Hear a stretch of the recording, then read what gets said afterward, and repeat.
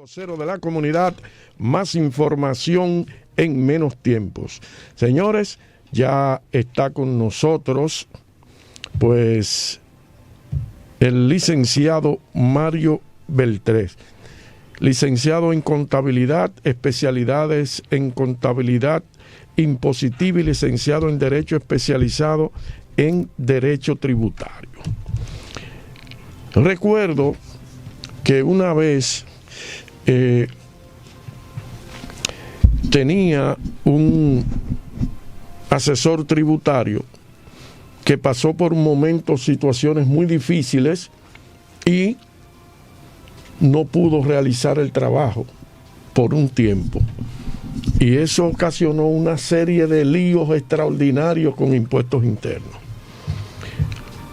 Y, señoras y señores, ustedes no se imaginan lo difícil que fue solucionar esa situación, porque un contable, como se le llamaba en esa época, estaba muy limitado por su desconocimiento de los derechos que asisten a las personas frente y a las empresas frente a impuestos internos. Licenciado en contabilidad, especializado en contabilidad impositiva.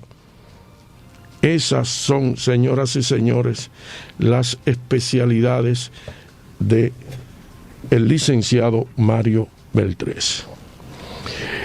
Bien, la primera pregunta, licenciado. El presidente Abinader dijo que el pacto fiscal se someterá como reforma la eliminación del anticipo al impuesto sobre la renta.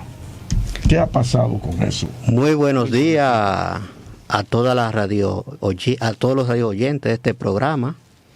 Un programa muy escuchado en toda la región este, porque he estado en otras partes de la región y he podido escuchar la emisora tanto en las ondas hercianas como vía internet. O sea, es un programa muy escuchado y es un placer para mí poder estar aquí y llevar algún tipo de orientación a la sociedad en sentido general. Bueno, pues con relación a esa pregunta que me hace sobre la eliminación de los anticipos, soy un poco escéptico en ese sentido y creo que sería una medida que, lejos de beneficiar al empresariado, le perjudicaría. ¿Por qué te digo eso? Porque la función del anticipo es como hacer un pago, un abono a cuenta por adelantado al impuesto sobre la renta del periodo en curso, o sea, del año en curso, para que al final de ese periodo, cuando te corresponda presentar la declaración, eso que tú has avanzado sea un deducible del pago normal que tienes que hacer, generalmente para las empresas que tienen año calendario de enero a abril.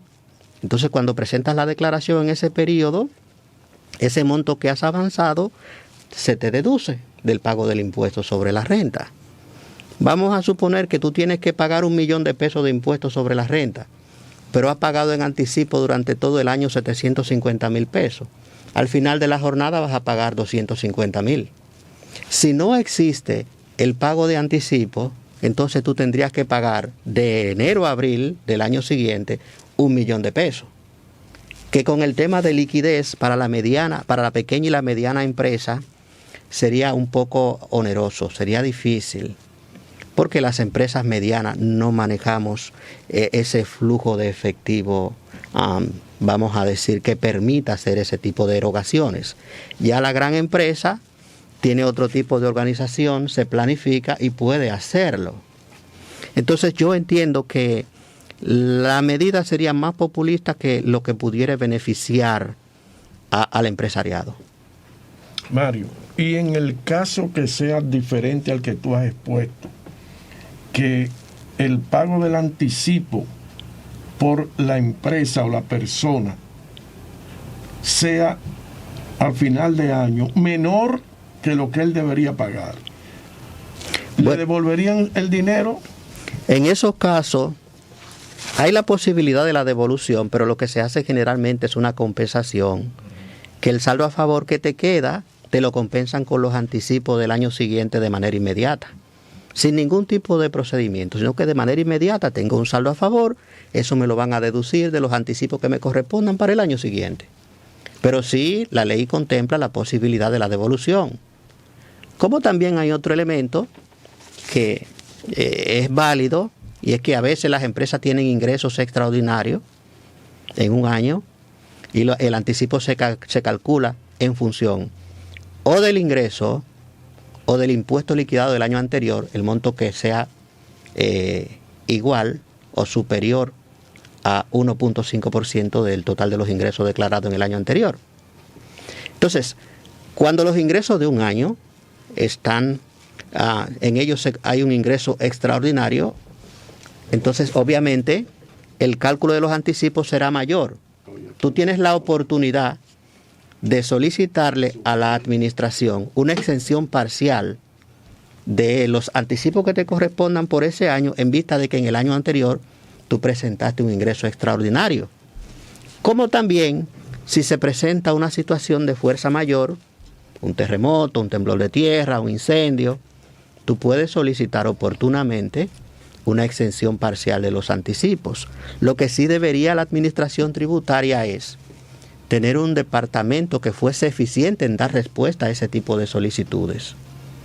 Porque la queja de los contribuyentes es que a veces hacen las solicitudes y te dan respuesta 6, 7, 8, 9 meses después, cuando ya te han vencido una gran cantidad de anticipos y las respuestas vienen entonces negando tu solicitud.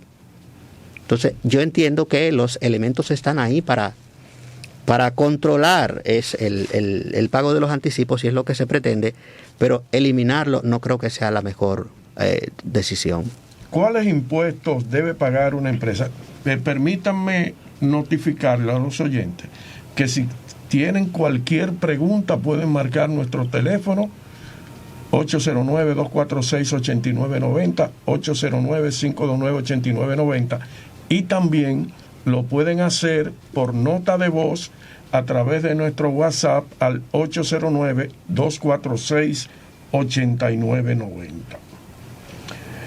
Licenciado Mario Beltrés, ¿cuáles impuestos debe pagar una empresa?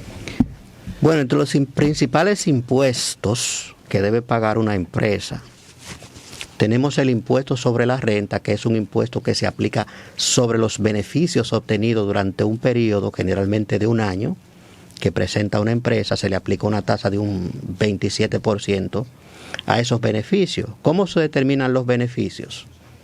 Normalmente, usted va a presentar el total de sus ingresos en unos estados financieros, a eso le va a deducir los costos operacionales, le va a deducir los gastos, y esa diferencia que resulte son tus beneficios.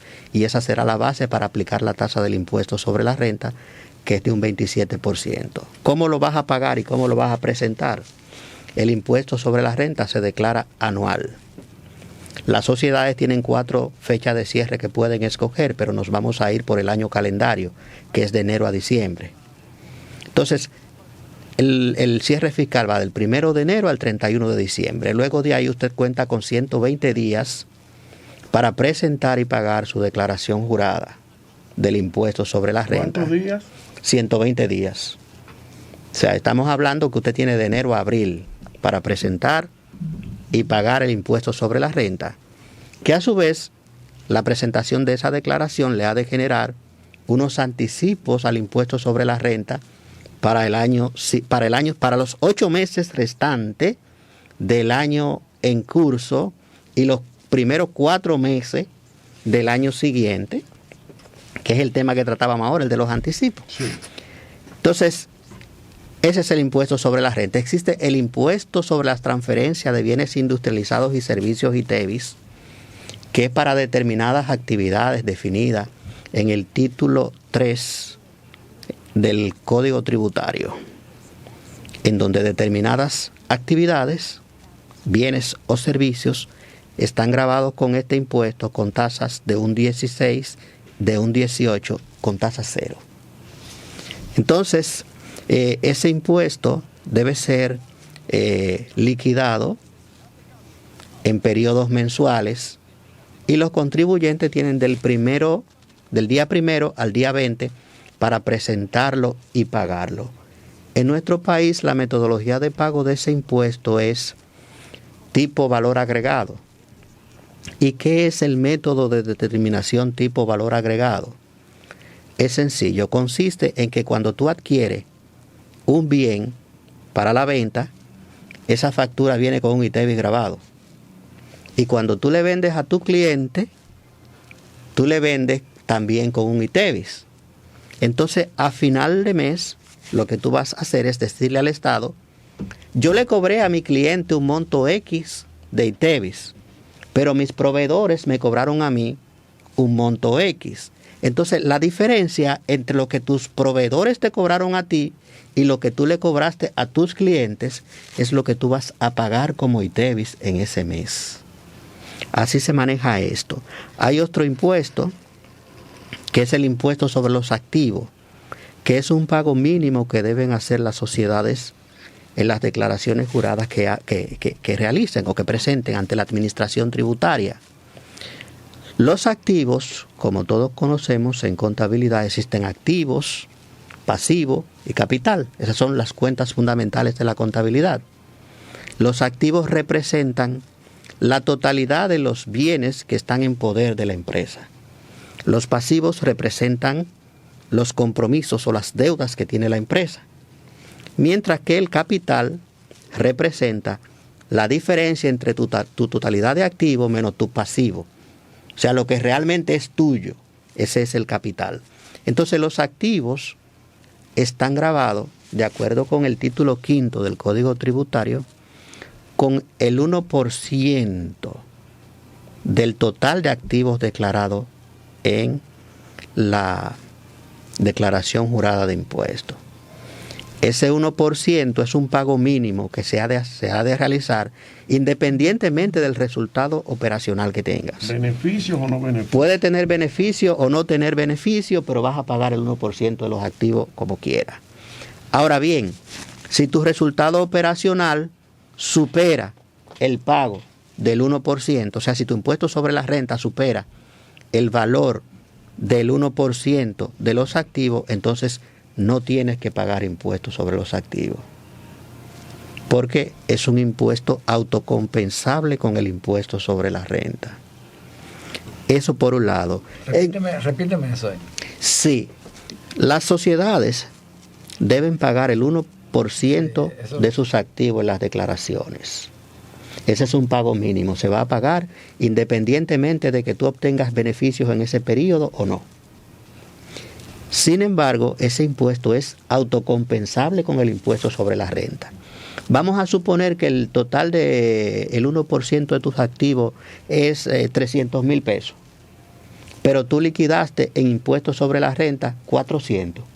Entonces tú vas a pagar solamente el impuesto sobre la renta y ya no vas a tener que pagar activo. No tienes que pagar activo. Ahora, si por el contrario tú liquidaste 300 en activo, pero solo paga 200 en impuestos sobre la renta, tiene que pagar el 1% como quiera. Tiene que pagar el impuesto sobre la renta de 200 y va a pagar los 100 que faltaron de activo.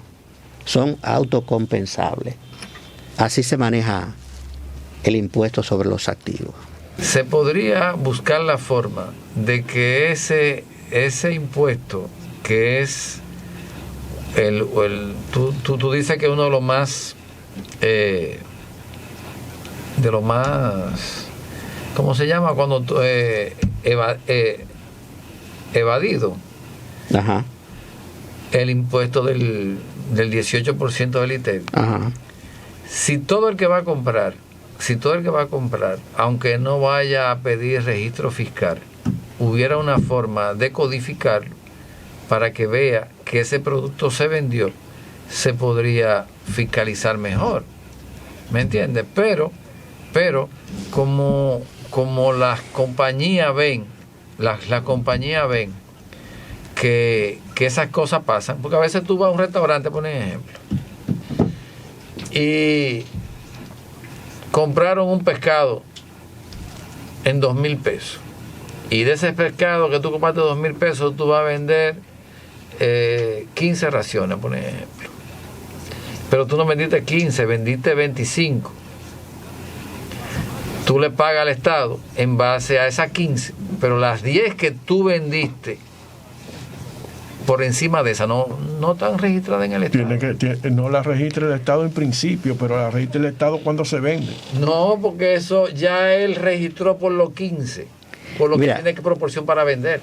Yamil, mira, existen los elementos de cruce de información que le permiten al Estado saber quién está evadiendo y quién no. Y el Estado sabe dónde está cada peso que tienen los ciudadanos. ¿Y por qué tiene que poner punto fijo entonces? Mira lo que sucede. Hay un tema económico, social, político que hay que manejar y que paso a paso hay que llevar el sistema económico al punto donde debe estar. Pero fíjate que tú puedes hacer eso en tu negocio, de que tú vendiste 15, 25 y declaraste 15, pero ese dinero tú lo vas a utilizar y lo vas a meter al sistema. Entonces ese dinero tú lo vas a llevar al banco. Si lo lleva al banco. Si lo lleva al banco. Si lo lleva que generalmente ocurre. O lo vas a reinvertir en otra cosa en algún momento. ¿Cómo fiscalizan a esos riferos? Pero es fácil. Los riferos generalmente tienen propiedades. Y los riferos, el dinero lo ponen en banco también. Eso es lo más fácil. Determinar quién tiene dinero y quién no tiene. Porque el rifero no paga el 15% que tiene que pagar por no, y tienen un decreto. De fiscalizarlo a él. Primero un decreto del presidente Hipólito Mejía que le concedía un régimen tributario especial, algo que es inconstitucional. Un servicio que no debería existir porque es una estafa al pueblo. En donde por banca ellos tienen que pagar un monto X todos los meses. Pero tú declaras 10 bancas y tienes 40 y no pasa nada, no hay ningún problema. Lo que te digo del pecado ahí. ¿Entiendes? Entonces, lo primero es que la Constitución establece que no deben existir privilegios entre los ciudadanos, sino que todos tenemos que ser medidos con la misma regla. No debes tú, que eres médico, pagar un impuesto y yo, que soy banquero, pagar otro muy diferente al que tú pagas. Que una banca me genera al año quizá 10 o 15 veces lo que tú produces, pero en impuestos tú pagas 10 o 15 veces lo que yo pago. Es injusto. Ahora, esas son de las distorsiones que tiene nuestro sistema tributario, que deben ser introducidas sus modificaciones en el pacto fiscal que está pendiente de aprobar y que nadie quiere meterle la mano. Mario, o sea, no tenemos tiempo para más. ¿Tú sabes con cuánto nos pasamos? ¿Con cuánto? Con 20 minutos. pero que el tema quedó corto. Sí, Mario, ¿cómo vamos a hacerlo? ¿Cada 15 días o todo? Nosotros nos comunicamos. No puedo decirte que cada 15 días porque a veces se me hace difícil. Bien, pues muchísimas gracias al licenciado Mario Beltrés, que, señoras y señores, así de baja estatura como ustedes lo ven, con el pelo raspado, en materia de impuestos, es un orgullo para la provincia de San Pedro de Macorís. Una autoridad. Una autoridad.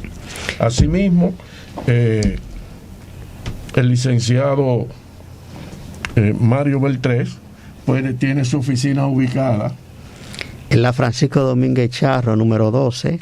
Por el momento estamos ahí en las instalaciones del Colegio Pelmart, y allí pues damos consulta y recibimos a cualquiera que se interese en nuestros servicios. Gracias. Entonces nos comunicaremos, Mario. Excelente. Gracias a ustedes. Muchas bendiciones para todos. Pásenla bien.